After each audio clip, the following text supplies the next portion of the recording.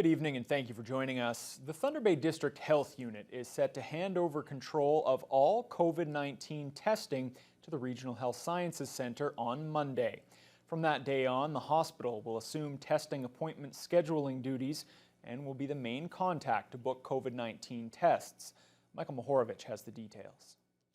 Over the last 6 weeks, the health unit and the regional hospital have gone back and forth trying to figure out when it makes sense for the hospital to take over scheduling for COVID-19 tests in the Thunder Bay area. Now, that time has come. The Thunder Bay District Health Unit has booked all of the appointments while we've done the testing, and with trying to sustain both of our corporations, we're moving away from the health unit doing the booking, and we will take that part over. Everybody can get back to business as usual. The health unit will be busy with students going back to school and continue to do the tracing. We will continue to collaborate with the health unit and with managing and prioritizing what kind of testing needs to be done in the community. The only change for scheduling a test is the phone number to call and who will be on the other end of the line.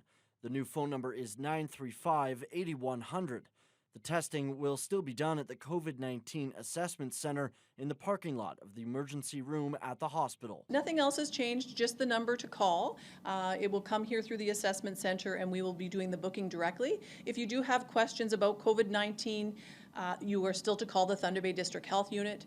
With our call center, we actually have an automated call system, and we can actually direct you to the Thunder Bay District Health Unit directly from our number. The assessment center will be moving eventually, though. The health unit and the hospital are currently in the process of finding a more appropriate space for the center as fall and winter approach. The COVID-19 Assessment Center will remain where it is currently, which is in the parking lot of the emergency department. So anybody who is coming for a test will continue to go to the emergency department, to those nice construction trailers that we have there in the parking lot. But in the very near future, we'll be moving to a new assessment center, which will be more sustainable for the winter time. Michael Mahorovich, TBT News.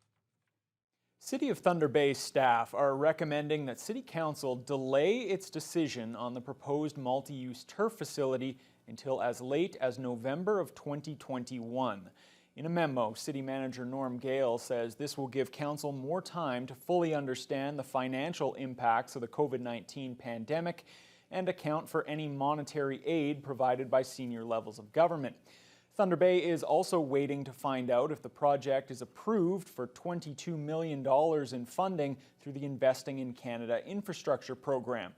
Council was supposed to decide on Monday whether to tender the project, allowing contractors to bid on the job.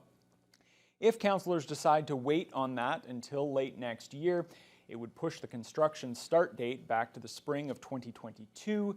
The facility then would not open its doors until 2023. School boards in Thunder Bay were given the green light last week to plan for a full return to classes in September. And now Lakehead Public Schools has made its back-to-school plan available to parents. The board unveiled the plan on its website today. Parents can select either a return to a 5-day week or students can continue learning from home. The most notable change is for high school students. They'll have their semesters cut into quadmesters, 2 long classes per day, and exams at the end of each quadmester. Director of Education Ian McRae says students will be required to pre-register by next Friday for classes to give schools an idea of how many students will be there in person. He insists the deadline is necessary to organize cohorting. Once we determine the number of students who are returning, is to make some adjustments to individual class sizes to balance things out so that there are no situations that are unmanageable. So we're looking at increased outdoor classrooms, and gymnasiums and cafeterias will be operating on a different basis. So we will be looking at repurposing. Meanwhile, the Thunder Bay Catholic District School Board has completed its plan as well, but it's now being reviewed by trustees, principals, and teachers' federations. It will be released to staff and families early next week. International students at Lakehead University are once again speaking out about tuition increases. Today, a group of students met outside the LU hangar to express their financial concerns for the upcoming school year. They say the school has made no changes and offered no additional supports to help them manage the upcoming year since TBT News first spoke with the group a month ago. International students have been hit with as much as a 13% increase for some programs. That's left many of them scrambling for financial support. Many students have been unemployed over the summer due to COVID-19, with many families back home unable to help due to hardship in their own countries.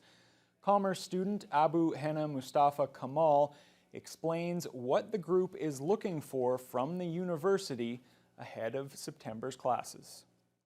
We want them to reduce the tuition fee as well as giving more support to the students in the pandemic, not increasing tuition fee, right? So that's why we're here again, because we haven't got anything. I want to appeal to the university to see what students are going through and understand the student side of the story. It's very difficult for the families and the students right now to pay the fee.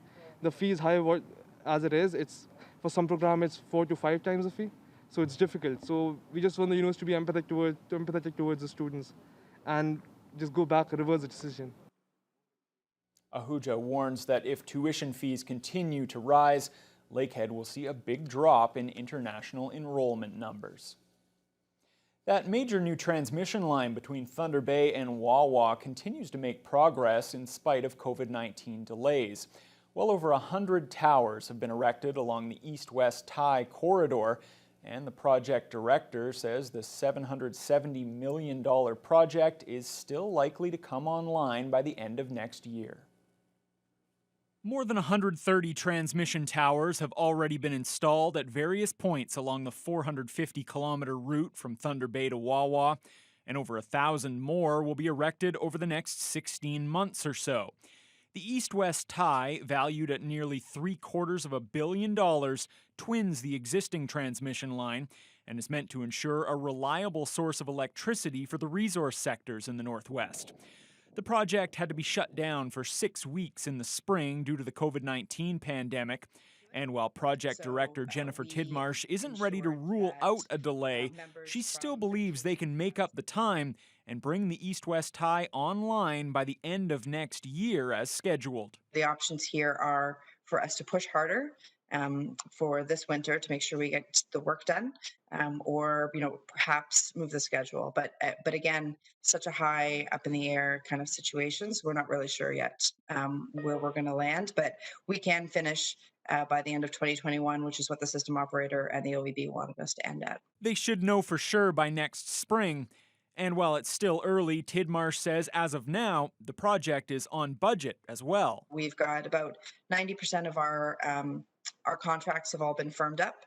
We've got enough construction under our belt to know at this point in time what we're spending and on budget. So we're exactly on budget at this point in time. Next Bridge will submit the latest financial figures to the Ontario Energy Board next month. Meanwhile, no workers at any of the east-west tie construction sites have tested positive for COVID-19. Tidmarsh notes they're being screened twice a day to try to prevent an outbreak. Derek Sloan hopes to become the next Prime Minister, but first he needs to win the Conservative leadership race. The controversial candidate visited Thunder Bay today to wrap up his swing through northwestern Ontario, and Sloan has made some headlines along his journey.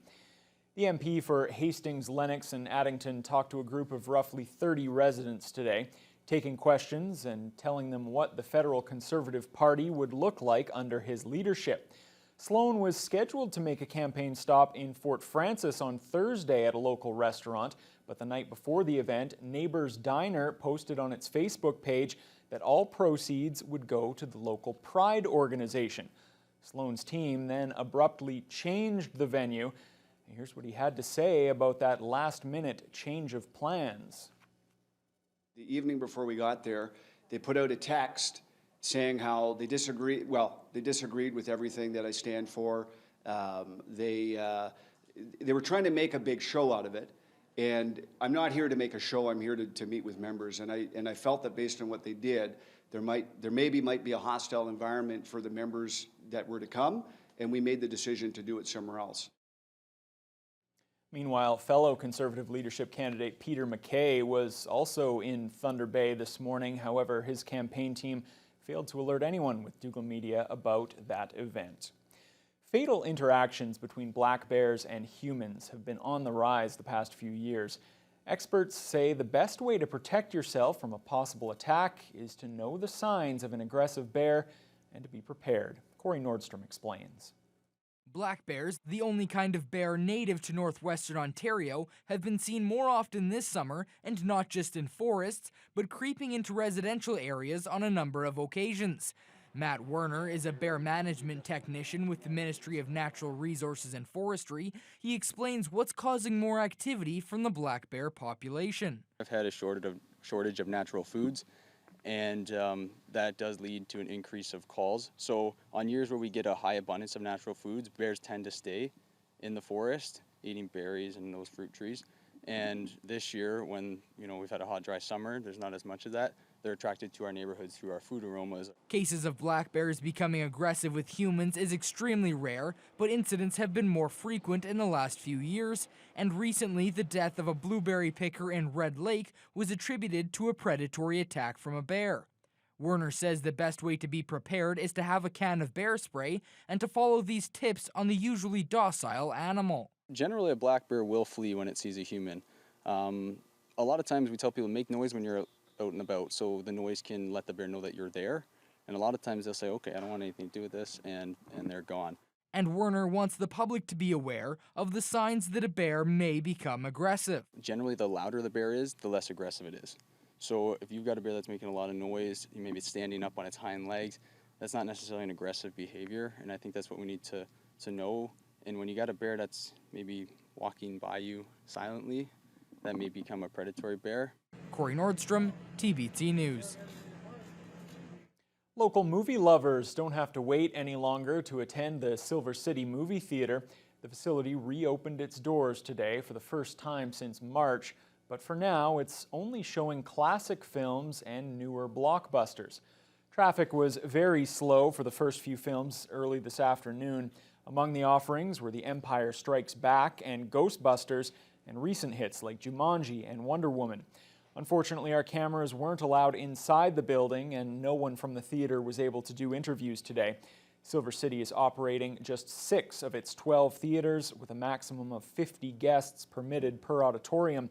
Tickets must be purchased online before the show, and patrons must social distance and wear masks while inside. Just give me that classic movie theater popcorn. I'm set. I'm happy. You're good. That's all I need. No movies. Fiona, it was a great start to the day today, but you felt a little bit of that moisture in the air, and it's kind of a sign for what's to come. Yeah, the air was getting heavier. The clouds were thickening. We did warm up to a high of 27. The Humidex hit 31, and that was due in